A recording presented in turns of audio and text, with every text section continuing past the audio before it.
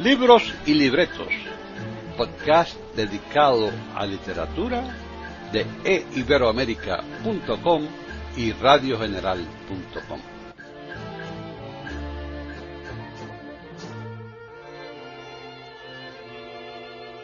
Bienvenidos un día más a Libros y Libretos en eiberoamerica.com. Soy Paqui Sánchez Galvarro y hoy está aquí conmigo para charlar un rato sobre su último libro, un escritor que ya estuvo aquí en el 2020, creo que fue, pero ahora nos lo va a decir él, si es verdad o fue más tarde, pero yo creo que no, yo creo que fue en el 2020. Vamos a saludar ya a Pedro Amorós, que está en Murcia. ¿Qué tal? Bienvenido, Pedro. Buenos días, Paqui. Efectivamente, yo creo que fue en 2020, justo al poco de publicar mi penúltimo libro, que era un libro de relatos, Un aire de extrañeza. Exacto, un libro de relatos preciosos que ya aquí hablamos bastante y que estaba publicado y que sigue estando publicado por Editorial Cuadernos del Laberinto. Como siempre, pues vamos, con los mejores posibilidades de cara al lector, tanto en las cubiertas como en los contenidos, que está más que bien cuidado todo. Y ahora estamos aquí porque has escrito otro libro. En este caso no es de relato, es de un ensayo, ¿verdad, Pedro? Pues sí. Lo que tiene o engloba mi último libro, que es El tiempo detenido, es una colección que yo llamaría, más que de ensayos, de pequeñas historias. Uh-huh. Es una cosa que me gusta distinguirla para que no se confunda exactamente con biografías, ¿no? A lo mejor. Sí o no, con ensayos. Ajá. Porque el concepto del libro es una agrupación de pequeñas historias en donde hablo de autores, de libros, de cuadros. Son, digamos, por decirlo de algún modo, percepciones que tengo cuando leo un libro. Claro. O veo un cuadro, o hablo de un artista, o de un pintor, o de un cineasta. Uh-huh. Es decir, que no hay que confundirlo con lo que vulgarmente a veces se denomina reseñas de libros. No son exactamente eso. De hecho, en el libro literalmente se puede hablar de ficciones, porque hay 2 o 3 ficciones. Dentro de estas 24 historias, Uh-huh. yo al menos distinguiría claramente por lo menos 2 o 3 historias que son realmente únicas y exclusivamente ficciones, ¿no? Claro, sí. No, y está muy bien encuadrado ahí, por supuesto está editado también con Cuadernos del Laberinto y Alicia lo ha encuadrado en aquel de pensamiento. Realmente son pensamientos tuyos sobre determinados temas, ¿no?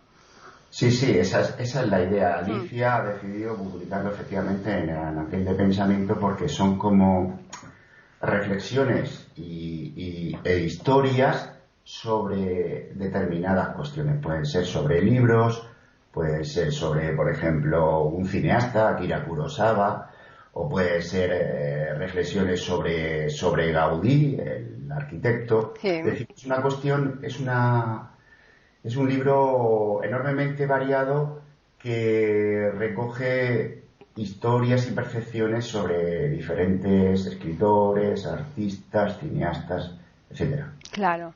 De los 24, ¿hay alguno que para ti lo consideres no mejor ni peor? Porque eso pasa con los hijos, son todos iguales. Pero alguno que tú te hayas quedado especialmente más satisfecho a la hora de cuando lo acabaste. Bueno, precisamente me gusta mucho, también me lo han dicho el otro día en la presentación en Murcia, el profesor titular de Historia Antigua en la facultad, que ahora es el decano, dijo que la historia que más le gustaba era la que cerraba el libro, Una raza señalada, Uh-huh. que es la historia de un soldado, ¿no?, en la Primera Guerra Mundial, que muere en la trinchera. Uh-huh. Entonces, curiosamente a mí también me gustan especialmente las 2 historias que abren y cierran el libro, porque son dos ficciones. La historia que abre el libro es, digamos, una ficción sobre cómo sería Murcia en el año 2048, y esto requiere una pequeña explicación. Es una especie de historia que escribí en 2018, hace ahora casi 4 años, cuando empecé a trabajar en el periódico La Opinión, porque como se celebraba el 30 aniversario del periódico, que había nacido en 1988, pues me pidieron que escribiera un pequeño relato, muy pequeñito, una historia sobre cómo imaginaba Murcia 30 años después, ¿no? En el año 2048. Entonces se publicó en el periódico, bueno, y es el relato, la pequeña historia que abre el libro. Y me gusta particularmente, ¿no? Y el último relato que te he comentado, la última historia que cierra el libro, se titula Una raza señalada, que es la historia de un soldado que muere en la trinchera.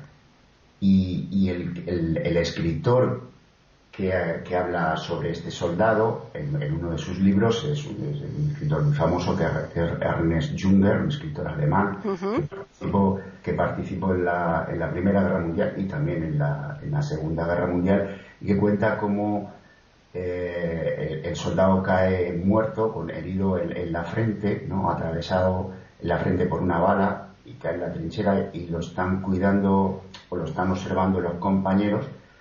Y de pronto el soldado empieza, que parece aparentemente está muerto, empieza a recitar una canción, se ve que cantaban en el colegio, que dice algo así, o empieza algo así: somos una raza señalada, somos los reyes del momento, ¿no? Y esa historia realmente me parece que ha quedado muy bien, porque recrea un poco el ambiente ese de la Primera Guerra Mundial, y también es un poco un homenaje a los soldados caídos en la Gran Guerra. La verdad es que el saber elegir el comienzo y el final, en estos casos, claro, en que son relatos, ¿no? O que son, vamos a decirlo de aquella manera, sí, relatos, ¿no? Porque no tienen nada que ver unos con otros, ¿no? Aunque puedan tener una cierta identidad a lo largo del libro. Pueden tenerla o no necesariamente, pero el elegir el comienzo y el final es muy importante de cara al lector, ¿verdad? Sí, porque yo pienso que, bueno, ocurre como en cualquier historia, sea digamos a nivel literario, pues, pero también a nivel cinematográfico. Es decir, uno tiene que empezar sugiriendo y dando a entender al lector que aquello que va a leer, el tono del libro le va a causar satisfacción, por decirlo de algún modo, y va a entrar, digamos, en la historia y en las narraciones, en este caso, que se plantean. Y el cerrar el libro también deja un regusto, digamos, de satisfacción en el lector, ¿no? Es como acabar o cerrar bien una historia y dar esa imagen en el lector de que la lectura ha sido, digamos, por decirlo de algún modo, provechosa. Claro, efectivamente. Tú has escrito también obras de teatro, o sea que para ti no se te pone nada por delante en cuanto a la escritura. Solo te restaría casi la poesía, ¿no? Vamos, de publicar, que a lo mejor tienes poesía ahí y no la has editado, ¿no? Sí, bueno, esa es una cuestión que ya llevan años planteándome. Bueno, he escrito de casi de todo, sí: teatro, ensayo, narraciones cortas, novela, historia. Guiones de cine, ¿no? Guiones de cine, sí, aunque no se hayan llevado a la pantalla, pero también los he escrito. Sí, he escrito un poco de todo. Efectivamente, solo me falta la poesía. ¿Hay algún poema, por ejemplo, en mi primera novela, entrelazado en la narración? Y luego yo diría que el tono o el estilo de mis narraciones es muy poético. Pero sí, es cierto que no he escrito ningún libro de poesía. Lo tengo en mente, pero no termina de llegar el momento, ¿no? Ese para llevarlo a efecto. Aunque es cierto que ya en algunas de las presentaciones alguien lo ha sugerido. Sí. Es una idea que flota en el aire. Claro, no, hombre, es que prácticamente ya es lo único que te falta, y es una lástima que no cierres el círculo, ¿no? Sí, sería una bonita forma de cerrar el círculo, como dices, Paqui. Claro.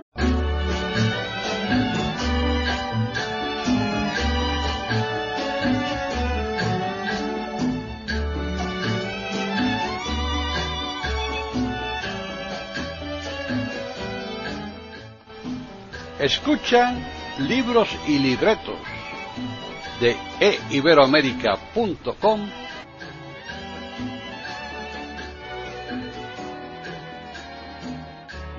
Bueno, y tú das clase en Murcia, en Alicante, en Valencia. ¿Cómo te lo montas para escribir y hacer tanta cosa? Sí, he dado clase en Valencia, en Alicante y en Murcia. La verdad es que es una tarea ardua la de poder compaginar la enseñanza con la escritura y la lectura, que es lo que verdaderamente a mí más me apasiona.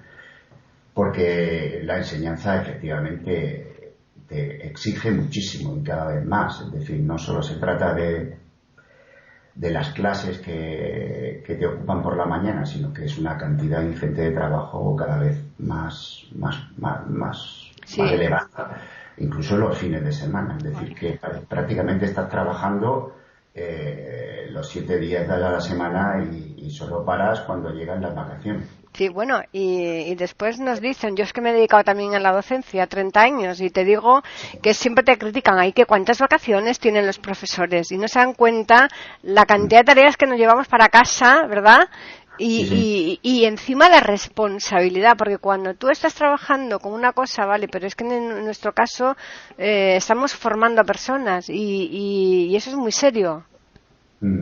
Sí, y además te voy a decir que cada vez la responsabilidad es mayor, porque como vivimos en una sociedad en donde cada vez parece que los problemas son más acuciantes y, por ejemplo, ahora la pandemia esta que hemos pasado, lo que sí se percibe es que, claro, todo eso influye en el alumnado. Y es evidente, es una cosa muy evidente, aunque los telediarios no hagan y los medios de comunicación no lo mencionen demasiado, por decirlo de algún modo, pero es evidente que los problemas anímicos y mentales, por no decir otras cosas, entre el alumnado son cada vez más numerosos. ¿Y cuál es el problema? El problema es que en el fondo la responsabilidad última parece que recae en el profesor, como si los problemas personales e íntimos de los alumnos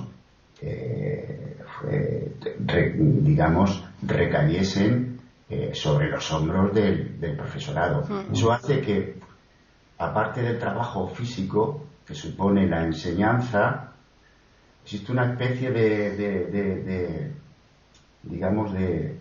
problemas que diría yo que son morales y mentales que tienen los alumnos y que hacen que la tarea del profesor cada vez sea más dura, más ardua y más conflictiva.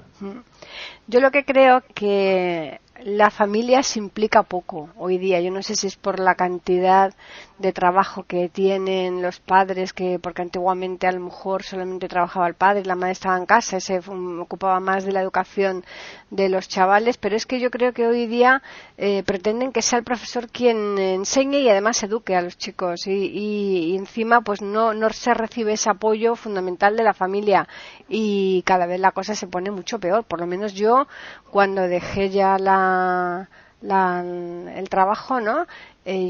Como tú dices, ya estaba la cosa bastante complicada, y me imagino que esto ha ido peor. Sí, no, de eso no quepa ninguna duda. Es decir, ha ido a peor porque el profesor ya no es un docente que trabaja con sus alumnos en clase, sino que además es un administrativo que tiene que estar haciendo continuamente papeles y parece también un psicólogo, ¿no? Exacto, sí. Analizar los problemas individuales y cómo evolucionan los alumnos, porque tiene un problema de ansiedad o un problema o los problemas frecuentes hoy en día de autólisis, que le llaman autólisis cuando todos sabemos que es suicidio, pero bueno, pues sí. es una forma de endulzar la cosa. Sí. Efectivamente. Bueno, y volviendo a tu libro, que realmente lo que a nosotros nos interesa, has tardado poco desde el libro de relatos a este. ¿Ya tenías este libro un poco planificado de antemano o es que lo tenías muy claro todo el contenido? Bueno, en realidad es que es un libro que ya estaba planificado porque es el fruto del trabajo durante un año en el periódico La Opinión. Claro. En 2018, tal como te comentaba antes, a raíz de esa colaboración para el 30 aniversario del periódico, el editor cultural, bueno, el editor realmente de La Opinión, Ángel Montiel, me pidió que escribiese, que quería escribir una columna de carácter cultural sobre aquel aspecto que yo quisiese, con plena libertad. Él lo llamaba percepciones o visiones realmente, ¿no? Yeah. Se trataba de escribir una columna que no se tratase efectivamente, como te he dicho antes, de una reseña al uso de un Claro, libro. sí. No se trataba de eso, sino se trataba de una columna de cultura. Y el enfoque tenía que ser, digamos, muy amplio, ¿no? Podía abarcar el cine, la literatura en sí mismo, la pintura, me dio plena libertad. Claro. Entonces, en este libro lo que he agrupado han sido 24 textos, 24 historias entre 2018 y 2019, es decir, aproximadamente el trabajo de un año. Y los he agrupado por orden cronológico conforme fueron surgiendo. Claro. Luego te das cuenta, cuando el tiempo ha pasado y ves el libro, te das cuenta de que en el fondo cada libro resume un poco las inquietudes que tiene uno en ese momento. Porque me he dado cuenta, por ejemplo, de que cada vez tiene un mayor peso en mi forma de ver las cosas y de ver el mundo la cultura italiana. Y eso se demuestra en el hecho de que en estas 24 historias al menos 6 o 7 o 8 están relacionadas pues con la cultura italiana o con autores italianos o escritores italianos, como quieras llamarlo. ¿Y eso por qué? Pues no sé, bueno, quizás desde hace los últimos 15 o 20 años he puesto mucho el énfasis en la cultura italiana, ¿no? O sea, me parece que hay una cierta o siento una cierta identificación con la cultura italiana. Y también está claro el hecho de que hace unos 20 años empecé a estudiar en profundidad el idioma y la lengua italiana. Y creo que todo eso está un poco en relación, ¿no? La identificación que he sentido con la lengua y con la cultura italiana. Eso hace que cada vez se lea más escritores italianos, por decirlo de alguna manera. Claro. Nosotros aquí en iberoamerica.com tenemos una tertulia los lunes y uno de los contertulios es italiano y es de Vicenza.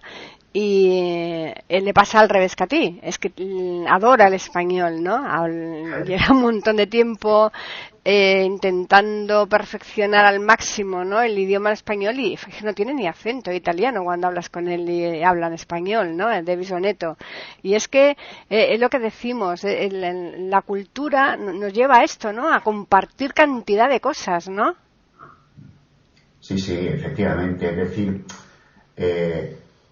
la cultura es como digamos, de forma metafórica podríamos decir que es una ventana al mundo, ¿no? Te abre a las costumbres de los pueblos, ¿no? Y entre ellos está la lengua, es decir, el dominio de la lengua te abre un sinfín de posibilidades, ¿no? Los estudios lingüísticos, culturales, las costumbres, las tradiciones de los pueblos, todo eso te permite, el estudio de la lengua te permite afianzarlo y te permite entrar en una nueva dimensión.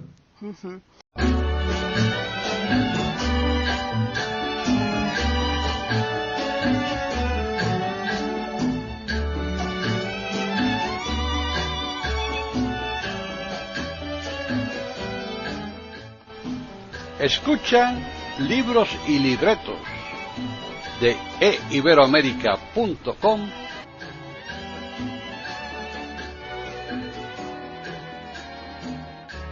¿Tienes ahí el libro cerca, Pedro, o no? Sí, lo tengo por aquí. ¿Por qué no nos buscas un texto que fuera cortito, aunque no lo terminaras porque a lo mejor se nos pasara por el tiempo? ¿Por qué no nos lees un poquito para que nuestros oyentes se hagan una idea? Elige tú uno. Vale. Por ejemplo, que dedico a los caídos en la Gran Guerra, que se titula Una raza señalada. Leo. En el verano de 1918, en un texto titulado posteriormente El Bosquecillo 125, Ernest Junger escribe las vivencias, los recuerdos del final de la Gran Guerra, tras una primavera terrible en donde el material de guerra ha alcanzado cotas increíbles. Junger desea vivir, aunque solo sea por leer tranquilamente los recuerdos que está desgranando en sus cuadernos, aunque solo sea por saber qué hay más allá del conflicto bélico. En medio de los ruidos de la guerra, que se han vuelto familiares, Junger siente la necesidad de mostrar su comunión espiritual con sus camaradas, a los que admira porque serían capaces de morir con la dignidad con que hay que morir, en un lugar donde el ser humano no es nada más que aquello que dentro de sí lleva. Es una comunidad masculina arraigada en unos valores casi olvidados, unida por los trabajos que se han realizado y por la sangre derramada. Junger sabe que no hay ninguna cosa que pueda unirlos más. Es el ser humano en su estado primitivo frente a la naturaleza, fuera de la civilización. Por eso, cuando una buena mañana se adentra en el petrificado Bosquecillo 125, desolado por la lucha, Junger siente que se reencuentra y se convierte en un fragmento de la naturaleza. El espíritu de unidad que anida en los soldados es particularmente significativo en los aviadores, porque estos hombres representan una nueva forma de manifestarse el ser humano, que hasta ahora resultaba desconocida. La cohesión y la fortaleza del proceso espiritual se manifiestan sobre todo cuando fallece uno de los aviadores. Los funerales están preñados de una extraña alegría. En contraste con el paisaje que Junger parece disfrutar, el tedio y el aburrimiento se han instalado entre los soldados, ajenos al acontecimiento extraordinario del cual son testigos. En los ratos libres, los soldados beben aguardiente, escriben cartas o matan ratas. Algunos han acudido al campo de batalla con un cuaderno a modo de diario de guerra, pero la mayoría apenas son capaces de garabatear unas cuantas líneas. Relajados, los soldados se ocupan en nimiedades de toda índole. La gente, escribe Junger, retorna a los hábitos sencillos del hombre primitivo. A pesar de que duele decirlo, Junger siente el debilitamiento físico y moral de los soldados. La inseguridad y la incertidumbre son los sentimientos predominantes. Un soldado, mensajero de una raza más libre y más valerosa, anuncia que se ha perdido el Bosquecillo 125, el bosque al que se le ha otorgado este número porque no tiene nombre, un lugar que se ha convertido en el símbolo de la resistencia alemana. Su pérdida anuncia acaso que se avecina el final de la guerra. Entretanto, mientras bebe y se divierte con algunos camaradas en una de las trincheras, Junger cuenta que un joven alemán es alcanzado por un proyectil cerca del camino de Poissy, junto al Bosquecillo 125. Arrojado por la onda expansiva, el soldado rueda por la trinchera con una tremenda herida en la cabeza. Cuando se acerca al soldado, ya fallecido y rodeado por sus camaradas, Junger observa que el cadáver presenta una cierta grandeza y calma, como todos los caídos al poco de morir. Esta dignidad en el muerto, expresada en la postura de las manos medio cerradas encima del pecho y en el modo en que está tendido el cuerpo, tal vez se debe a que los muertos poseen una fuerza secreta, irrefutable. Pero lo más sorprendente y hermoso del relato de Junger es que antes de fallecer, agonizando, mientras unos camaradas vendan el cerebro destrozado del herido, como un recuerdo que emana del interior del ser humano, el soldado es capaz de recordar la estrofa de una canción militar que dice más o menos algo así: Wir sind die Könige der Stunde, marcante Race, es decir, somos los reyes del momento, una raza señalada.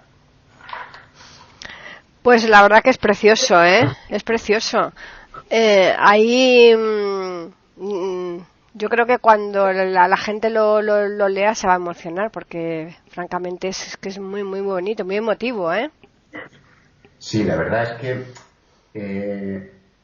por eso te digo que no son reseñas de libros, son ideas que me surgen a partir, por ejemplo, de la visión de un cuadro. Claro. O en este caso de una narración de un libro de Juncker, ¿no? Que habla de un bosquecillo que defienden los alemanes y de pronto, ¡bum!, de pronto surge, ¿no?, esa historia, ¿no? Claro. El soldado que muerto con esa pose, con los brazos cruzados, ¿no? Una pose solemne, como si estuviera en una funeraria realmente, ¿no? Sí. Y de pronto un último recuerdo, ¿no? Que como cuando falleces y recuerdas a tu madre y a tu padre, ¿no? Claro. Algo así, ¿no? Y entonces recuerda algo que tiene en el cerebro allí funcionando, ¿no? El recuerdo de una canción, ¿no? Infantil, de una canción de guerra, de propaganda o como quieras llamarlo. Claro, exacto. Cuéntanos, para las personas que vayan a comprar el libro y que solamente, cuando le eche un vistazo ya lo reconozcan, cuéntanos un poquito cómo es la portada. Bueno, la portada que ha imaginado Galicia, la editora de la... Sí, Alicia Ares, sí. Del laberinto, es un hombre envuelto en una especie de librería y de anaqueles, completamente rodeado de libros. Es una portada que Alicia, cuando me la pasó, me dijo que le había impactado mucho y me dijo, ¿qué te parece? Y yo digo, hombre, me parece estupenda, y la verdad es que es una portada un poco impactante. Uh-huh.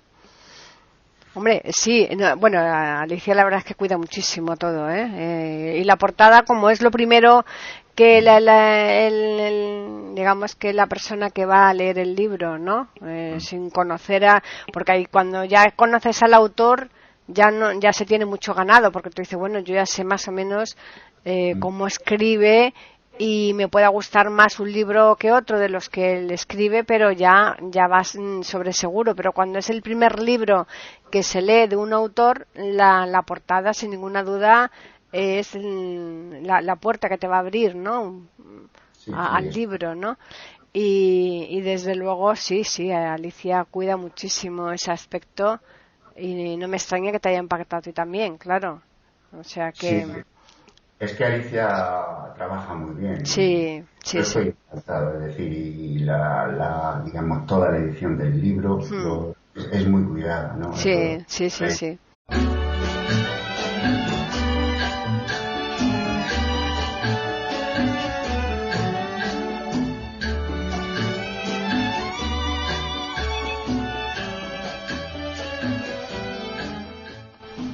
Escuchan Libros y Libretos de eiberoamerica.com.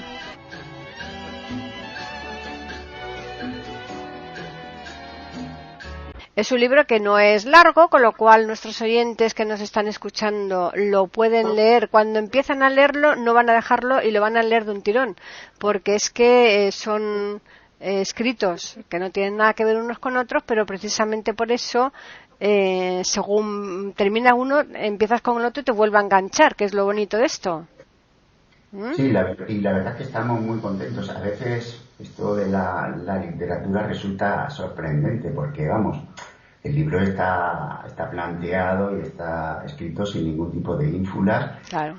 Y un librito pequeño de 100 páginas. Sí. Y de pronto, sospechosamente, yo diría mejor, sorpresivamente, el libro pues se está leyendo y de hecho ya va por la segunda edición. Claro, sí, es que por algo será. ¿Y qué dicen tus alumnos cuando vuelves a sacar otro libro, Pedro? Bueno, mis alumnos se quedan un poco sorprendidos del hecho de que efectivamente pueda estar trabajando en el instituto y al mismo tiempo escribiendo prácticamente un libro por año. Algunos de ellos incluso se atreven a leer mis libros, se pasan por la biblioteca. Sí, es verdad. Como en la biblioteca del instituto están todos mis libros, pues Claro. hay alguno que de pronto me dice, profesor, estoy leyendo tu último libro. La verdad que es de las pocas cosas que en este momento la enseñanza te resulta gratificante. Hombre, ya lo creo, sí, sí, sí. Y tú lo que, lógicamente, es historia, ¿no? Lo que impartes. Sí, sí. Claro, que es lo tuyo. Esto- Eres historiador y tiene que ser historia. Y además la historia es que estamos obligados a conocerla, ¿verdad? Necesariamente. Sí, para no repetirla Mm, y evitar los errores. mm. La historia es verdaderamente gratificante en el sentido de que no solo desde un punto de vista cultural, sino es que te ayuda a comprender mejor el mundo en el que vivimos. Es Claro, decir, claro. todos los problemas que existen en las diferentes regiones, en los Balcanes, ahora en la Europa Oriental, con el tema de Ucrania, Mm. los nacionalismos, etcétera, etcétera, todo lo comprendes mejor a través del estudio del pasado. Claro. La historia, el escribir los libros de historia, tiene un inconveniente, lo mismo que pasa con la poesía, porque la poesía o te gusta o no te gusta, ¿no? Entonces, a quien no le guste, pues está descartado. Ya no le puedes decir, oye, mira, intenta meterte un poquito en ese mundo que a lo mejor te va captando, ¿no? La historia es una materia que es un poco árida en cuanto que tú no te puedes inventar. Si es historia, no es leyenda, no es cuento, ¿no? Sin embargo, los libros de historia, pues se permite un poco el hacerlo, novelarla, ¿no? Para que sea más llevadera y no sea tan árida, ¿verdad, Pedro?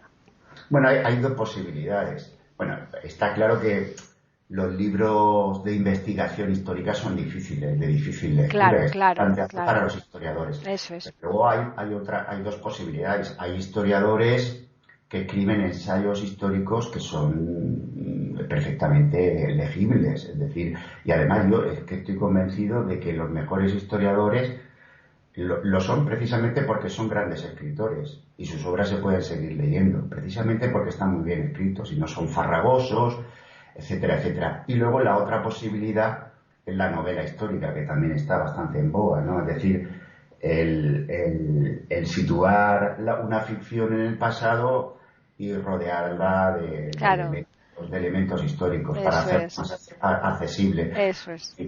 Entonces hoy en día hay un determinado tipo de lector que lee novela histórica porque le Sí, gusta la historia y claro, es una exacto. forma, digamos, más sencilla o más accesible de acercarse al pasado.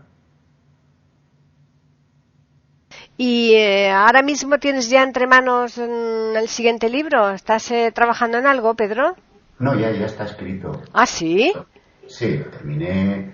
Es una cosa que llevaba trabajando desde hace años. Es una novela, pero una Ujú. novela, como digo yo, una nouvelle que dicen los franceses, una novela corta sobre un personaje que siempre me ha fascinado.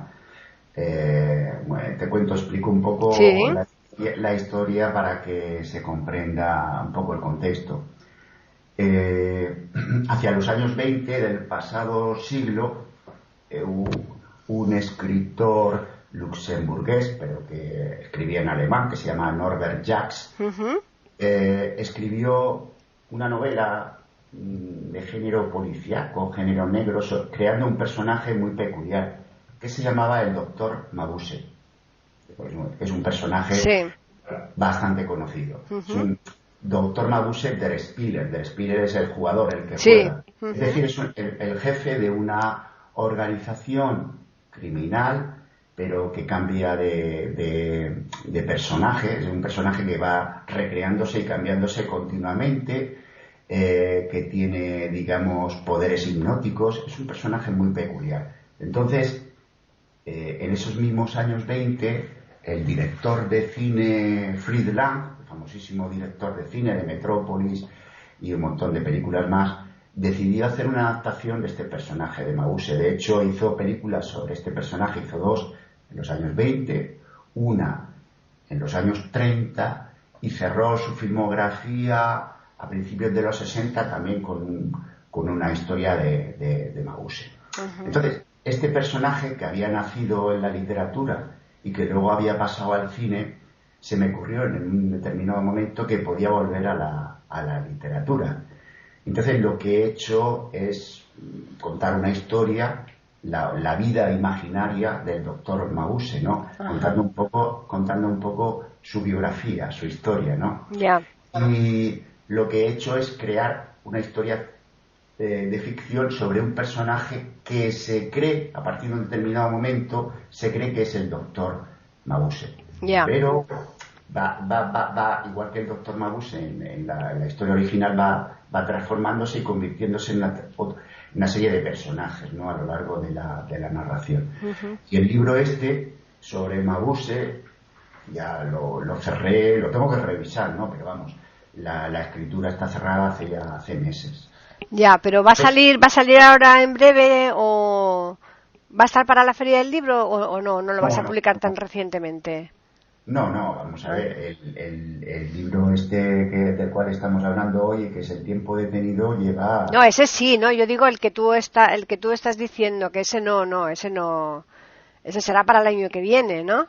Sí. Eso es. Porque el tiempo detenido, que es lo que te iba a comentar, claro. Estaba calculando, ¿no? Haciendo cálculos, que va a depender otra vez un poco de la editorial. Si lo saco con Alicia, también habrá que guardar los tiempos, ¿no? Claro, por eso, porque tiene, claro.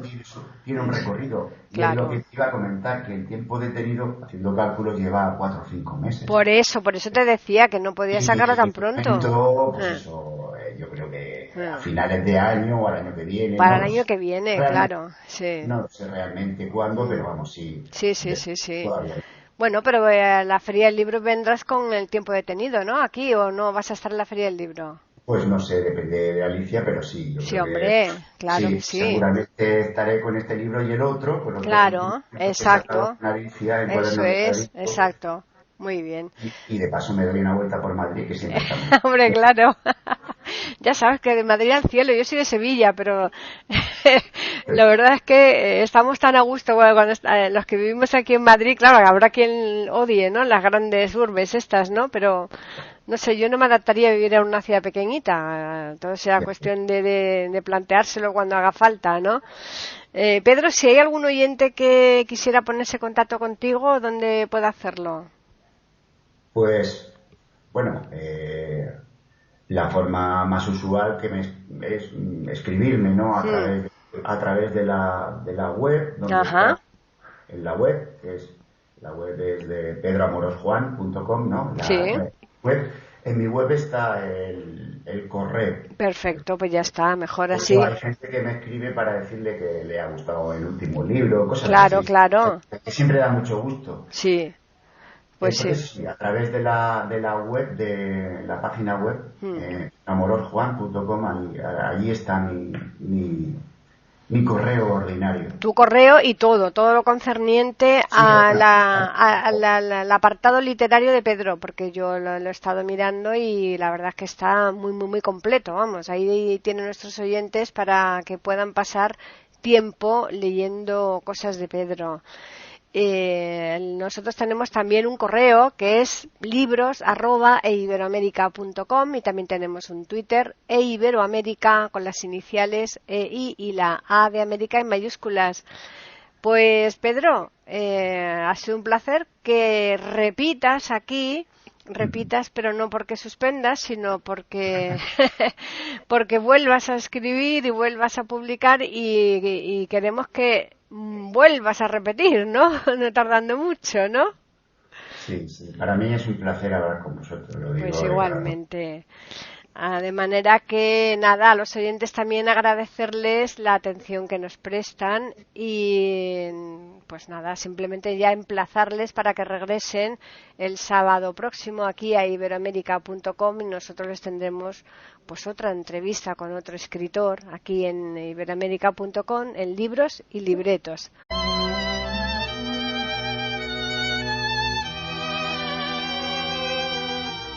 Hasta aquí llega hoy el podcast de Libros y Libretos de iberoamerica.com y radiogeneral.com. Pueden escribirnos todos aquellos que deseen hacerlo a libretos@iberoamerica.com. Hasta la semana siguiente, donde tendremos un nuevo podcast.